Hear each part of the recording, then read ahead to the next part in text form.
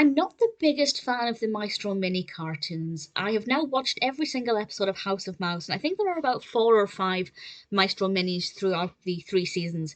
And I actually think Brahms Lullaby is possibly my favourite Maestro Mini, which, yeah, may not be saying much if I'm not the biggest fan of them, but actually I thought this was pretty nice. The Maestro Mini cartoons, if you're unaware, are about a minute and a half in length, and Minnie conducts an orchestra, and we have some beautiful classical music, and then the instruments typically start misbehaving.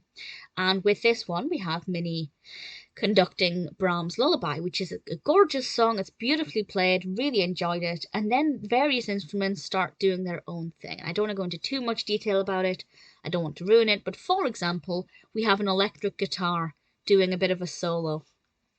And I've never heard Brahms' Lullaby played with an electric guitar before, so actually it was kind of fascinating, and I actually thought it was really interesting to hear this iconic song played with instruments that I never would have associated with the piece. And this happens with various other instruments, and obviously Minnie gets increasingly out of control as the instruments become uncontrollable, quite frankly, and do their own thing. And I kind of enjoyed it because it was a fascinating take on a song that I've heard many, many, many times. It was definitely quite interesting, and I actually didn't mind it. It's actually the very last House of Mouse cartoon.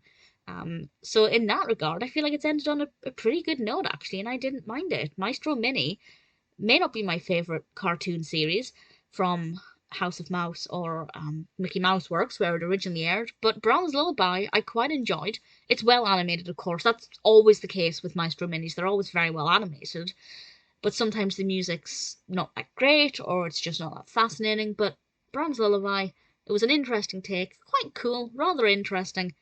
Definitely one that I, maybe surprisingly, am happy to recommend.